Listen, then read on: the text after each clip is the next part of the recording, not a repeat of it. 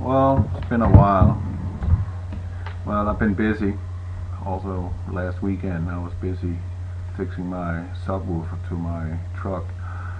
So, I didn't really have anything on my heart. And I do have a little here. But I would like to start to say that it seems like that someone on a tube here wants me to be their little bitch, and that's something I don't agree to, because I'm me, and no one of you out there is paying me money for making a program, a video, any documentation to present to you, meaning I'm not on anybody's payroll. And I'm freelance, unpaid. I'm doing this for you, not for me. If I made money on it, it would not just be for you, it would also be for me, because I need to make a living on it. And of you who know me out there, that's something I don't want to get engaged in. First of all, we all in the same sinking ship on this earth. If anybody out there think they are kind of saved, and I'm not speaking about religion in this case, but you think you got it all covered, right? Let me just say to you, you are dead wrong. You have nothing covered. You have a chance of survival, but that chance is extremely slim. And my job, as I see it, that is, if I know something, I'll share it with you. If there's something I don't know about, I'll keep my mouth shut, because speaking to something you don't know about makes you just look stupid. Plain and simple. So no, I'm nobody's bitch on YouTube, and if I have something to say about a certain person that I did a video about, I'm allowed to do so, because I find it repugnant that someone is charging money for vital information in order for him to survive. All I'm saying in that case, go get a job, a real job. Contribute to the society. Not just sit there and find something online that everybody else, if they do a little, vigorous search, they can find themselves. So, hero, and you know who you are. Well, some time ago, a few weeks ago, maybe a whole month, one of my subscribers sent this to me. And I haven't looked at it because I haven't had time.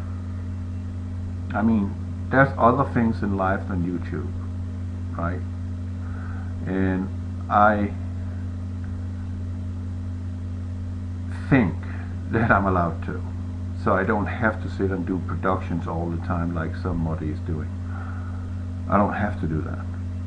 I'll speak when I have something to say, and shut up when I don't have anything to say, because if I don't have anything to say, well, nothing constructive come out about it at all, and it'll just be useless, and you're wasting your time, and I don't want to waste your time.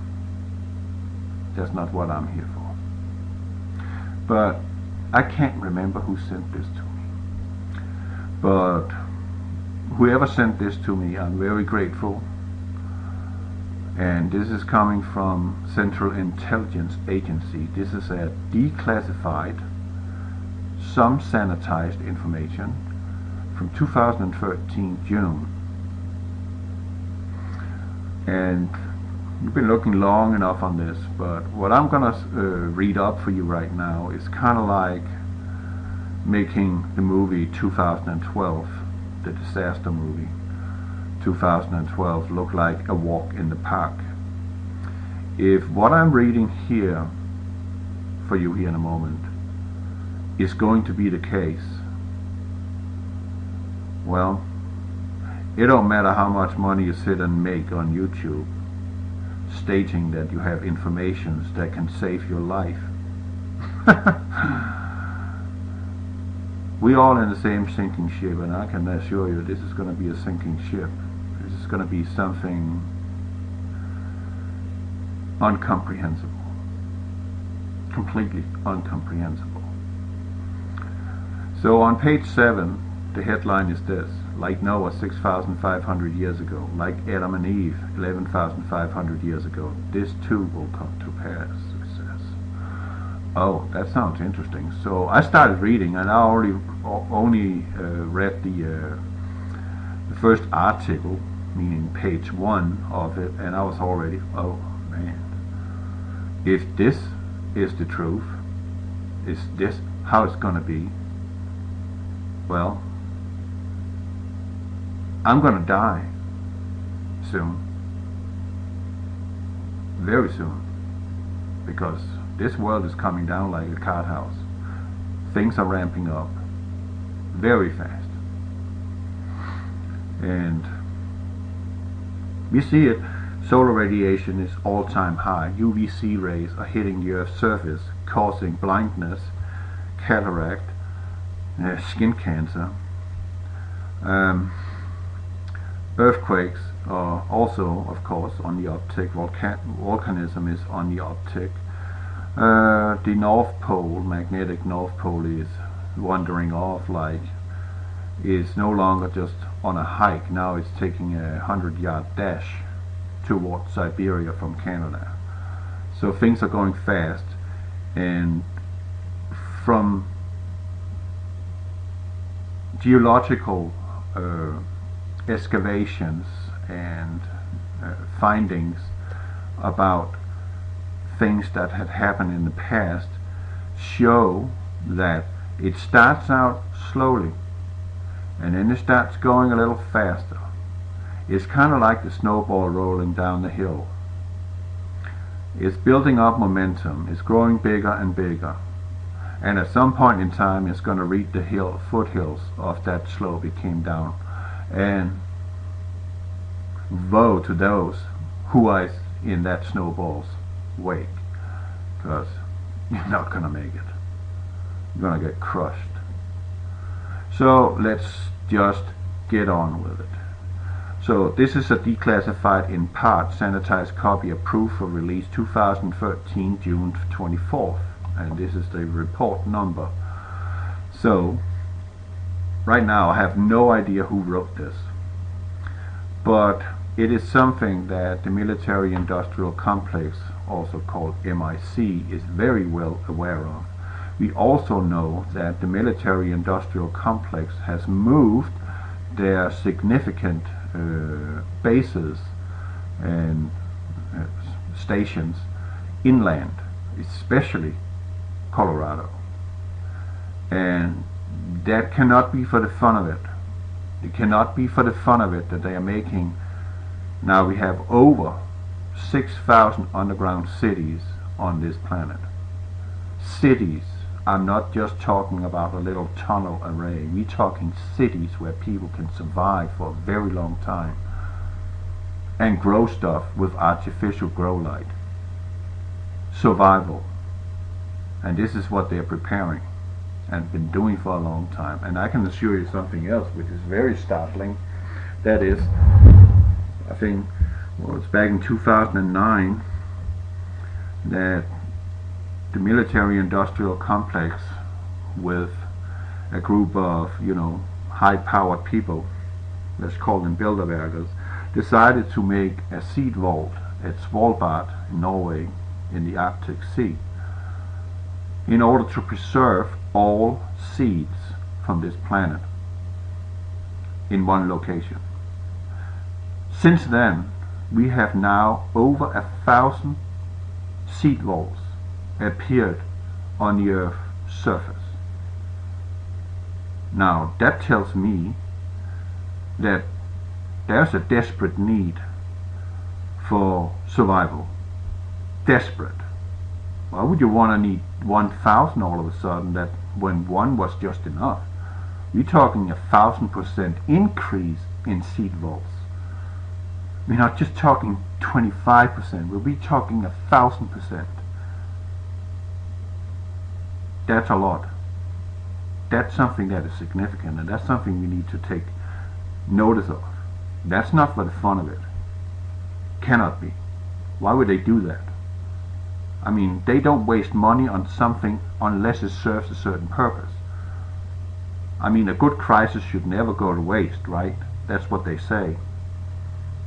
Problem, reaction, solution, the Hegelian dialect. But that's another matter.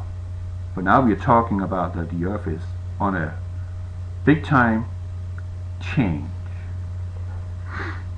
And we're not talking climate change, we're talking Earth change here. Earth change.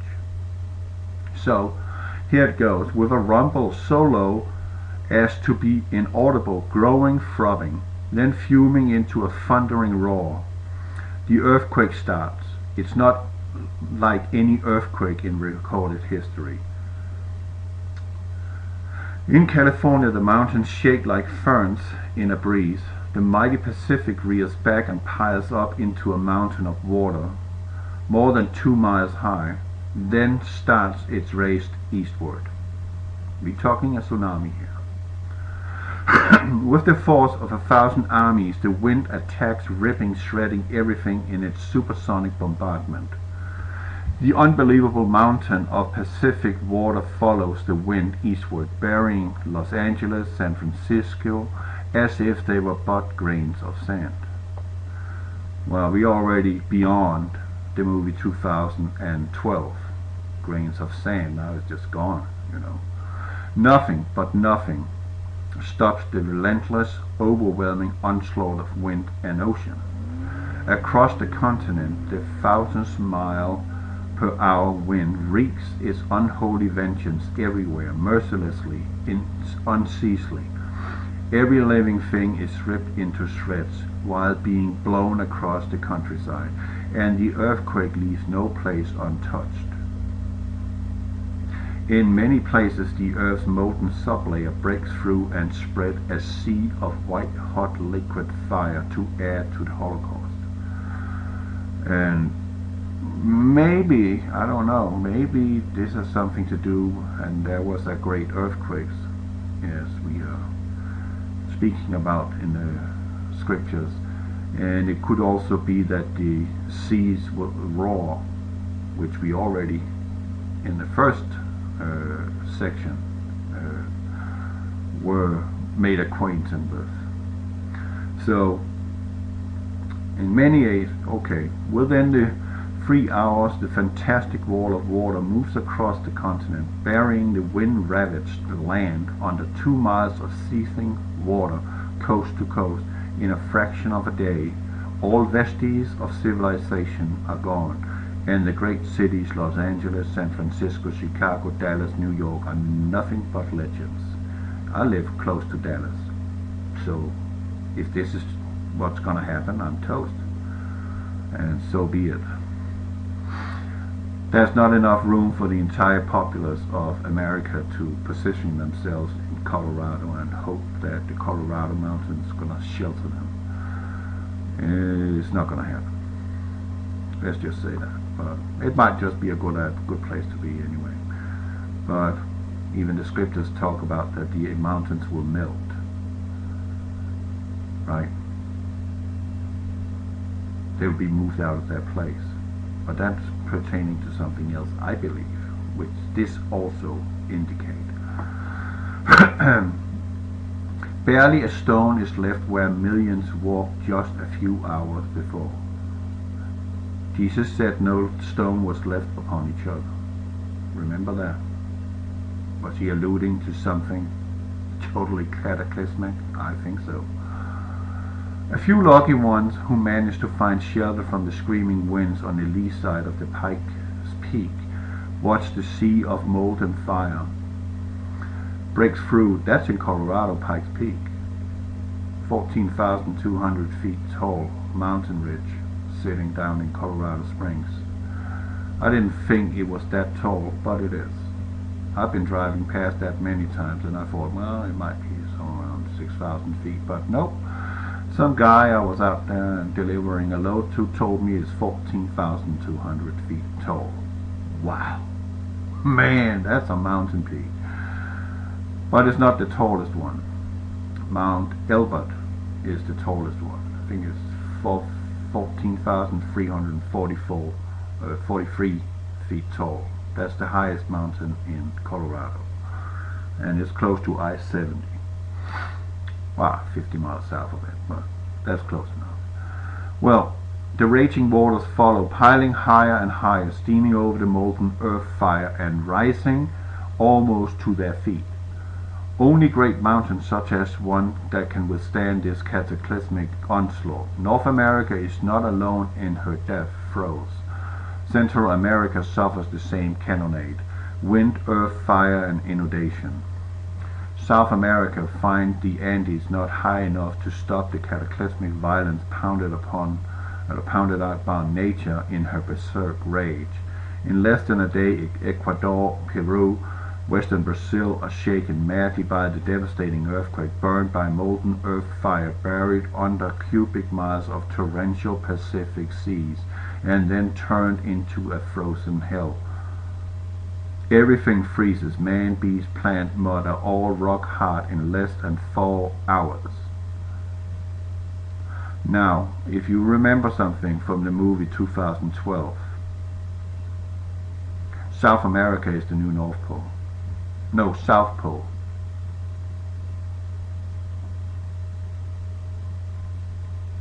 Wow. And this is talking about frozen hell, meaning all of a sudden this part of the planet finds itself due south. Everything freezes, just like the mammoth was found instantly frozen in the Siberia in Russia, with still food in his mouth and undigested food in his stomach, instantaneously frozen. Europe cannot escape the onslaught. The raging Atlantic piles higher and higher upon itself, following its screeching wind eastward. The Alps, Pyrenees, Urals, and Scandinavian mountains are shaken and heaved even higher before the walls of water strike. Well, I'm no subscriber to Edgar Cayce, but he did say something about that Europe would be transformed in a twinkle of an eye. This is exactly what this report alludes to. In a twinkle of an eye, it's over. No more Europe. Gone. Western Africa and the sands of Sahara vanish in nature's wrath under savage attacks by wind and ocean. The area bounded by Congo, South Africa, and Kenya suffers only severe earthquakes and winds, no inundation. Survivors there marvel at the sun standing still in the sky for nearly half a day. Can you already now understand what is happening here? We're talking pole shift. Eastern Siberia and the Orient suffer a strange fate indeed, as though a giant subterranean scythe sweeps away the Earth's foundation, accompanied by the wind and its screaming symphony of supersonic death and destruction. As the Arctic basin leaves its polar home, Eastern Siberia, Manchuria, China, and Burma are subjected to the same annihilation as South America. Wind, earth, fire, inundation, and freezing jungle animals are shredded to ribbons by the wind, piled into mountains of flesh and bone, and buried under avalanches of seawater and mud. Then comes the terrible, paralyzing cold. Not man, nor beast, nor plant, nor earth is left unfrozen in this entire Eastern Asian continent, most of which remains below sea level. Wow. And from what I know, and many of you hopefully know, but now you will know if you didn't know, regarding the dinosaurs, when they died 6,500 years ago during the flood, they were all found, or not all of them, but in many places in North America they were found in mass graves, bundled together, completely, not like they were just standing dead in their tracks, No, they were all washed up against something, drowned and sank to the bottom, and they all landed on top of each other and became a gigantic graveyard of mammoth animals. That's why the bones in those areas, when they were found, were scattered, not scattered, but bundled together in a big pile. And they were baffled to begin with why it was like that. But it's very obvious why that is. The waters carried them away, they drowned, they sank on the same spot because they hit something where they couldn't proceed from the currents, and then they fell down to the bottom, and they all piled up in a massive graveyard. That makes sense. Antarctica and Greenland, with their ice caps, now rotate around the Earth in a torrid zone. And the fury of wind and inundation marches of 6 days and nights. During the 6th day, the ocean starts to settle in their new homes, running off the high grounds. On the 7th day, the horrendous rampage is over. The Arctic Ice Age ended. A new Stone Age begins. The ocean, the great homogeneous icers, have laid down another deep layer of mud over the existing strata in the Great Plains, as exposed in the Grand Canyon, Painted Desert, and Badlands. Now, when you go out there and you are close to mountains or rocky terrain, and you look on the exposed rock, you can see that there is these bands, like going either upwards or downwards, but in most cases upwards. But you're seeing they're lying in layers of independent thickness. This is not over millions of years of sedimentation that happened. That happened because of the slushing water, bringing in crushed material and depositing when the water receded in a layer, and then it got stuck there. And then another slush came in and put another layer on. I am telling you that the dinosaurs did not live 65 million years ago. That is a lie. I have with my own eyes in Glen Rose, Texas, seen human footprints next to dinosaur footprints, which brings us in a time rate back to the days of Noah, the flood. They were living side by side. You can believe me or not, I don't care. All you need to do is get to Glen Rose in Texas and have a look at the Evidence Creation Museum. It's right there in your face. I've seen it. I have seen it with my own eyes in the riverbed and a rock they took out. And they actually did a CAT scan on it, and they could determine that these two footprints were within 6 hours of each other made. Wow. How about that? So that just destroys the evolutionist idea. But I know why we're talking about evolution, why we're talking about the Big Bang. The reason for that, and this is where the New Age group is coming in, because that's also a part of Satan's work, the devil, the evil one. The reason for why we are subjected to believe that we came out of nothing. Nothing comes out of nothing. Let's just say that. It's simple. You don't have anything, how can you get anything? 0 is 0. It don't become 1,000 by any means. It's 0. Okay? But why are they pursuing and perpetuating that lie that we came out of a Big Bang and the Santa Claus lives on Greenland? Why are they perpetuating that lie? Because they want you and I to feel insignificant, that we are just a cosmic oops. And that, by that, take God out of the equation, takes the Creator out of the equation. And when you believe in that, that big lie, you are by there adjusting to Satan's plan to take you away from your Creator who loves you. And when you have made that decision to believe that lie, you're pretty much doomed until you find your way back to the truth. And that means you're being saved. The Bible won't tell you any lies. But the father of all lies is Lucifer. The first murderer in history is Lucifer.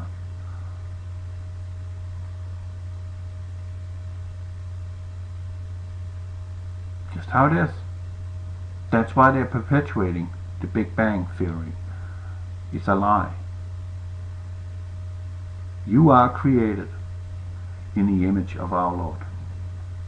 And He loves you. And He wishes you to come home. He don't care about your flesh. He cares about your soul. Because you chose to come here. We didn't come here by accident. You didn't come out of the Big Bang. You chose to do this bidding here. And you have an obligation. You have a task to perform while you're here. No matter how miserable this life is. No matter how many lies you've been told. He's got a plan for you. And you have to carry that plan out. All of it. Well, the Bay of Bengal basin just east of India is now the North Pole. The Pacific Ocean just west of Peru and is at the South Pole, just like in 2012. Greenland and Antarctica now rotating equatorially in the torrid zone. Find their ice caps dissolving madly at the tropical heat. Massive walls of water and ice surge towards the oceans, taking everything from mountains to plains in gushing, heaving paths, creating immense seasonal moraines. In less than 25 years, the ice cap are gone, and the oceans around the world rise to over 200 feet with the newfound water. Islands will disappear, according to scriptures. Completely disappear. No more Hawaii. Bye. It's gone. It's frozen. Pretty much. The torrid zone will be shrouded in a fog for generations for the enormous amount of moisture poured into the atmosphere by the melting ice caps. It's going to be pretty brutal coming out of this. New ice caps begin to form in the new polar areas. Greenland and Antarctica merge with verdant tropical foliage. Australia is the new unexplored continent in the northern temperate zone, with only a few handful of survivors populating its vastness. New York lies at the bottom of the Atlantic, shattered, melted by earthquake, earth fire, and covered by unbelievable amounts of mud. Of San Francisco, Los Angeles, there's not a trace left. Egypt emerges from the Mediterranean inundation, newer and higher. Still the land of ages. The commonplace of our times become the mysterious Baalbek of the new era. See, in this case, the rotation of the earth, when it happens, when the earth falls over and never rise again, okay? Isaiah.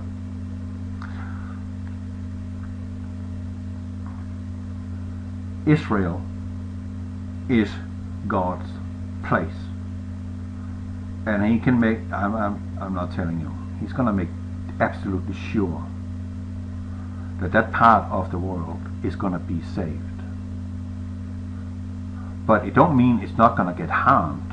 It don't mean that nature is not going to have an onslaught on Israel in itself, because God is going to chastise His people for not hearkening to His voice, which they have not done for thousands of years now. They've been very disobedient. And that's why he's going to give them the whip. Not saying that Israel is going to end up like America, as an example. I mean, America is Babylon. You know, I mean, just look at us, okay? Look at us. Wow. It's doing real good, right? Yeah, the greatest empire on the planet right now. So they think. And all it takes is a few hours of, you know, tsunamis, earth fire, and a little stuff, and America is no more. America is not even in Revelation. They're not in the end times. It doesn't exist. It's not even mentioned. It's gone. Babylon the Great, if that is Mystery Babylon, which many scholars believe. I have an idea that it might be, but it might also be Mecca in Saudi Arabia, because God got a score to settle with them too. And he's definitely telling them, with all the locust insect infestation that they are experiencing in Mecca right now, that he's very displeased. And he's going to put an end to them. And I'm sorry, you dear Muslims out there, I don't hate you, I hate what you're doing, but he's going to deal with you, and there ain't going to be many of you left. You're going to die. He's going to kill you. He's going to make sure you disappear from this planet, because you are a burden to the peace in the Middle East. It's not the Israelites. They have their own faults, but you're the one who wants war. And oh no, it's not all of them, because there's 1 billion Muslims. Yeah, but let's put it up like this. 20% of the Muslims are fundamentalists. They want war. They want destruction. They want world dominance with their satanic religion called Islam. That's what they want. And they're going to do whatever it takes to get to that point where they take over. Okay? Then there's 80% of Muslims that is so-called moderate, who has no interest in going out and conquer and kill, like the Quran, 123 places encourage Muslims to do, to go out and kill whoever is not a Muslim. Now, is that not the book of Satan? I believe it is. But you 80% of Muslims out there are not saying anything. You're not doing anything. You're not trying to stop this 20% of mad idiots. Therefore, you are just as guilty in what those 20% is doing, because they are part of your clan. When you're not doing anything, you are making a choice. You're making the choice to accept that 20% is making you look bad. That makes you just as guilty an accomplishment to murder, accomplices to murder on innocent people around the world. It's that simple. If you can't control your own, you're just as guilty. What you should do is go out and take those 20% and get rid of them in any means necessary. And I mean kill them. And then return to a civil, peaceful lifestyle, because you claim to be peaceful, loving, and tolerant. I don't see it. I see carnage from your point. Not saying that anybody is way better. Everybody got their faults. But there are a specific group there that is definitely putting gasoline on the fire. And you are accepting it, you 80%. Not okay. Never okay. Well, a new era. Yes, the cataclysm has done its work well. The greatest population regulator of all does once more for man what he refuses to do for himself, and drive the pitiful few who survive into a new Stone Age. The meek shall inherit the earth. Once more the Earth has shifted its 60-mile thick shell, with the poles moving almost to the equator in a fraction of a day. That's why we get the winds, especially the further away you are from Israel, the more devastating the winds and the waves shall roar, and the cracking of the ground and the earth fire, meaning magma is going to come out and incinerate stuff. Again, the atmosphere and oceans refusing to change direction with the Earth's shell have wiped out almost all life. Well, I can assure you, when all this is over, 95% of all of us is gone. Gone. No more. So, what I'm hoping and praying to, that is, you find Christ in all this, before all this, like today, or like yesterday, because we don't know the time or the hour, the day or the hour, for His return, and we sure as hell don't know when this happens. And when it starts to unfold, you do not have the time to get to high ground and in shelter from the winds. You don't have that time. And if you have that time, you might not make it because someone don't want you to make it. And they will bloody kill you for the boots that you're wearing. It is going to be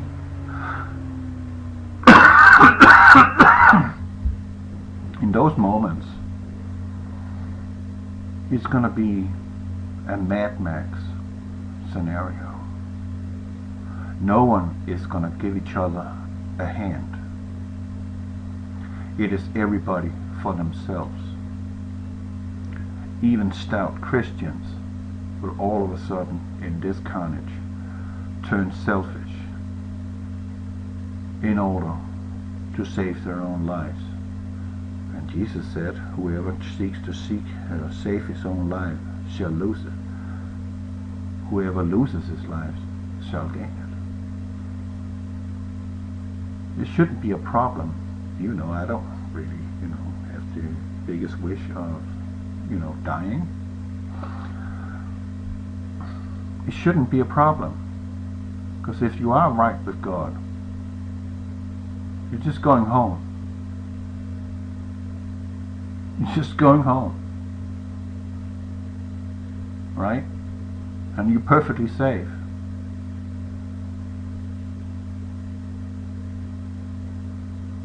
But this is not your home.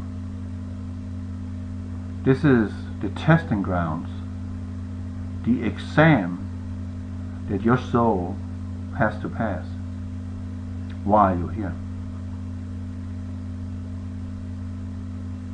It's that simple. This is just flesh. Flesh perish. It's corruptible. So is your soul. But if you stay close to the Lord, stay true to Him, He's going to take you home. And you will not suffer ever again, forever and ever and ever. No suffering. But I believe that this pertains, what I just read here, this has something to do with the wrath of our Lord, which is poured over our earth in the last 3.5 years. He's going to cleanse this place like He did when the great flood of Noah, where Lucifer and his fallen angels came here, took women as wives, bare children with them, had Nephilims, did genetic manipulation of fowl, beast, fish, plants, everything. Just like we are seeing today with GMO and sheep making silk webs through their milk because genetic manipulation, they have put spider genes into that sheep. Stuff like that. Changing the makeup of a true creation. And therefore God had to wipe the slate clean, because he saw his creation was being destroyed. And had he just, walked away, how do you think our planet will look like right now? There would not be any natural life left. It would all be artificial, all manipulated. And humans, you would be hybrids, part human, part machine. And that's what they're working for right now. AI, robotics, part human, part robot, like, the Borgs in Star Trek. This is what we're looking at. This is what we are allowing those who think they're smarter than us, who basically works for the devil. Destroying, and destroying what God has created and saw was good. Everything worked in unity. Everything was symbiotic. Nothing is any longer symbiotic. They're changing it from the sky to the ground to the oceans. Chemtrails, GMO, and toxins in our waters, lakes, oceans, rivers, creeks. All of it is being changed. Even the energy level that the earth is humming, everything have a frequency. Even that they're changing. CERN is part of that. And when the earth's vibration is out of sync, you too become out of sync, because you are vibrating and resonating with the earth naturally. But if it's manipulated, the balance goes off, and we are in a lot of trouble. And just look at us now, where we are. And we are bloody allowing this scientific dictatorship, this satanic dictatorship, to run this world into the ground. But it's already prophesied. It's already set in stone. It's going to be exactly as our Lord told us. And it's actually happening exactly as he told us and warned us about 2,000 years ago, 6,000 years ago. Isaiah, Ezekiel, Daniel, Enoch, Yeshua warned us about these things, told us what would come. And little do anybody do in order to mend it, or at least try to change it. No, we're just going along with the program that the scientific dictatorship has laid out for us. Complete acceptance. We're bitching about the chemtrails. Well, the chemtrails is a necessary evil for our existence, unfortunately. If they were not chemtrails, we would not sit here and be talking right now. because of the radiation hammering our planet constantly. Cosmic rays from the sun, and apparently something is approaching that also has an effect. So it's a necessary evil. I hate it. It don't look pretty. But, you know, I wouldn't be able to maintain my job if they didn't do it, because I'm sitting out there every day being grilled by the sun. And I can assure you, even if I'm sitting with the coldest air I can push into my truck while I'm driving, when the sun is straight on me, the sun rays, I'm being cooked. I can feel it. I freaking feel like I'm sitting in an oven, even the ice cold air is blowing in from 6 vents. And I mean blowing air. Much more powerful than an existing window-based air conditioning in a home could do. I got more cold air coming in than that can deliver. I even got 2 air conditioners in my truck. I got one that is mechanical operated from the engine, and then I got one in the rear which is electric, and it's just not enough. And my shirt on my left side is being faded. The colors are simply just being wiped away by the sun rays. Never seen anything like that before. That's why they're spraying. That's the main reason for why they're spraying.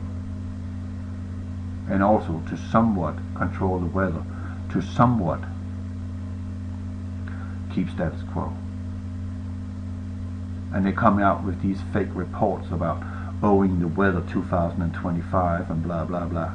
It is just to get you to look in the wrong direction and not on the problem.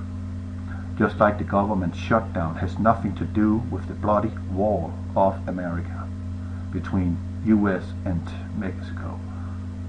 That is not the case. They are preparing for something. They know that something is going to happen, and they are in the preparations of that. Because all it takes is Texas to make a decision to make a war to protect their own states against illegal immigrants. That has nothing to do with the government, because every state in this country is sovereign and can make their own decisions. So this BS with the idiot Democrats in Washington is opposing that Donald Trump, the god of the White House, is now going to make a war. We cannot have that. That is not why the government is shut down. Something is going on. They're making you look at the wall while they're doing something on the other side, behind the curtain, which you would never know about. And if they told you, it would be pandemonium in the streets within an hour. Something is going on. They're preparing something. Is it war? I don't know. But something is going on. False flag attack in Colombia just took place, which give the so-called allies a good reason for why they want to invade Venezuela. Take away their oil, take away their silver, take away their gold. All earthly possessions, worthless in reality. It's just, you know, it's just more power. It's just, again, this unquestionable thirst for resources. Securing all the resources before this cart house has finally fallen apart and lying flat on the ground. And they're all going to die in the process trying to gain it. Oh man.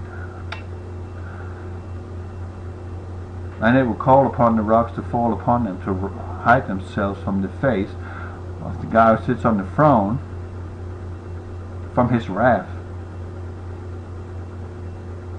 right? They're gonna die in their bunkers. No matter if you're underground or overground, you're gonna die. So what? You write with God, you go home. End of story. End of video. Over and out. God bless you all.